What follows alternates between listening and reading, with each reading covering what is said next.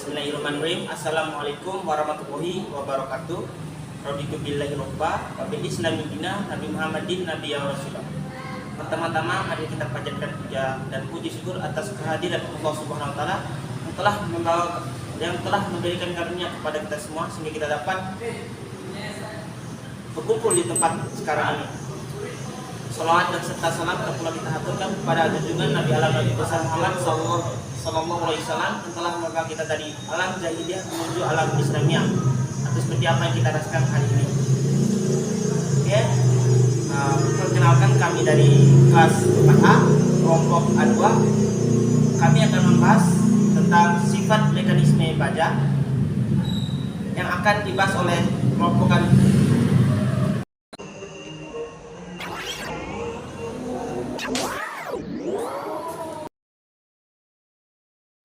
Baik, bismillahirrahmanirrahim. Assalamualaikum warahmatullahi wabarakatuh. Saya Ahlan Fatah Islami, NIM 2020 D1 B028. Kali ini saya akan membahas tentang sifat mekanis baja oleh kelompok A2. Yang pertama yaitu sifat mekanis pada baja adalah kekuatan baja. Sifat penting pada baja adalah kuat tarik. Pada saat baja diberi beban, maka baja akan cenderung mengalami deformasi atau perubahan bentuk. Perubahan bentuk ini akan menimbulkan regangan atau strain, yaitu sebesar terjadinya deformasi tiap satuan panjangnya. Menurut SNI 03/1729 tahun 2002 tentang tata cara perencanaan struktur baja untuk bangunan gedung, sifat mekanis baja struktural yang digunakan dalam perencanaan harus memenuhi persyaratan minimum seperti tabel berikut. Sebelum ke sana ada dua persyaratan, yakni yang pertama tegangan leleh. Tegangan leleh untuk perencanaan FY tidak boleh diambil melebihi nilai yang diberikan tabel berikut, atau bisa dilihat tabelnya setelah slide yang ini. Yang kedua yaitu tegangan putus. Tegangan putus untuk perencanaan FU tidak boleh diambil melebihi nilai yang diberikan tabel berikut ini. Nah, di slide ini bisa dilihat ada tabel. Ini merupakan tabel sifat mekanis baja struktural yang diambil dari sumbernya Amon DKK tahun 1996. Di sini kita bisa lihat jenis baja. Yang pertama jenis baja, terus tegangan putus minimum atau FU, tegangan leleh minimum atau simbolnya yaitu FY, dan peregangan minimum, yakni persentasenya.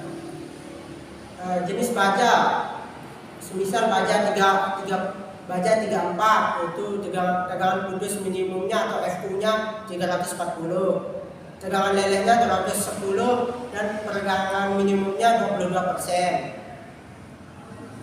Dan seterusnya, baja 37 370, tegangan putusnya 370, tegangan lelehnya 240, dan peregangan minimumnya 20%.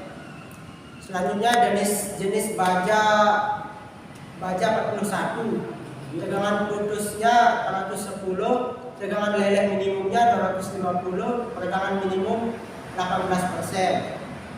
Sampai pada baja jenis baja yang ke-55. Selanjutnya sifat-sifat mekanis lainnya. Sifat mekanis lainnya pada baja struktural untuk perencanaan ditetapkan sebagai berikut.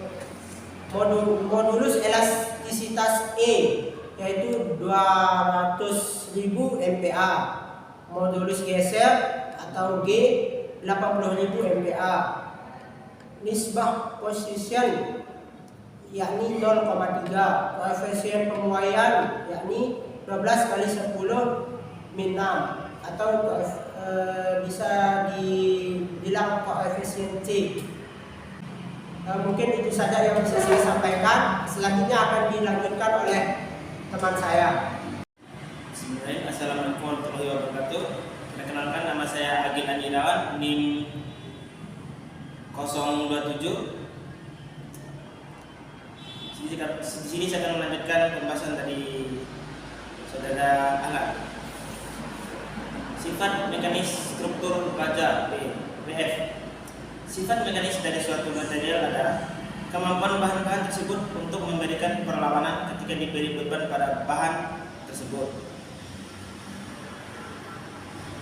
Untuk menanggung beban yang datang dari luar, sifat penting dari baja BF adalah kekuatan tarik.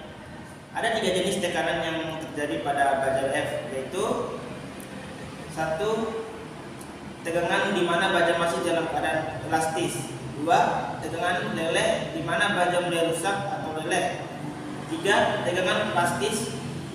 Tegangan maksimum baja di mana baja mencapai kekuatan maksimum. Sifat mekanis baja struktural. 1. Stiffness atau kekakuan. Sifat bahan yang dapat regang terhadap tegangan tinggi tanpa diikuti regangan yang besar ini adalah ketahanan pada deformasi. Kekuatan bahan yakni fungsi dari modulus elastisitas E. Sebuah material yang memiliki nilai E tinggi seperti baja, E-nya 207.000 NPa, dapat berdeformasi lebih kecil pada beban daripada material dengan nilai E lebih rendah. Contohnya kayu dengan E-nya 7.000 MPa atau kurang. 2. Strength atau kapabilitas. Sifat bahan yang ditentukan oleh tegangan paling besar material bisa regangan sebelum rusak atau failure. Ini akan didefinisikan oleh batas proporsional titik mulur atau tegangan maksimum. Tak ada satu nilai yang dapat buat mendefinisikan kemampuan. Dikarenakan perilaku bahan tidak sama pada beban dan sifat pembenaan. 3. Elasticity atau elastisitas. Sifat material yang bisa kembali ke dimensi awal sesudah beban dihilangkan. Amat sulit memastikan nilai pas elastisitas. Yang dapat dilakukan yaitu menentukan rentang elastisitas atau batas elastisitas.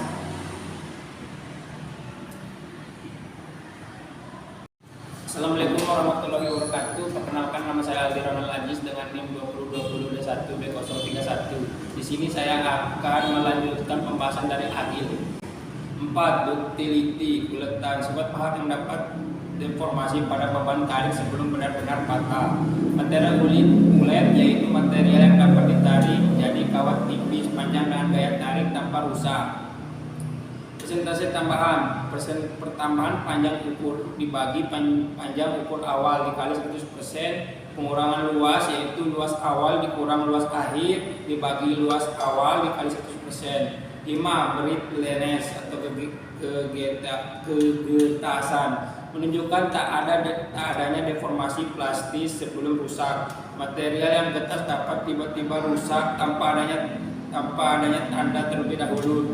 Material getas tak memiliki titik mulur atau proses pengecilan penampang.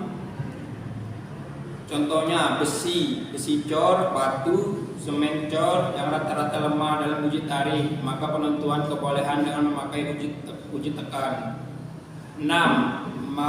Malleability atau kelunakan. Sifat bahan yang mengalami deformasi plastik kepada beban tekan yang bekerja sebelum benar-benar patah.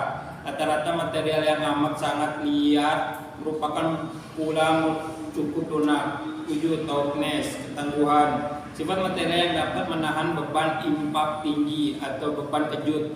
Apabila sebuah benda mendapat beban impact sehingga sebagian energi diserap atau sebagian energi dipindahkan, pengukuran ketangguhan sama dengan luasan di bawah kurva tegangan dikurang tegangan dari titik asal ke titik patah.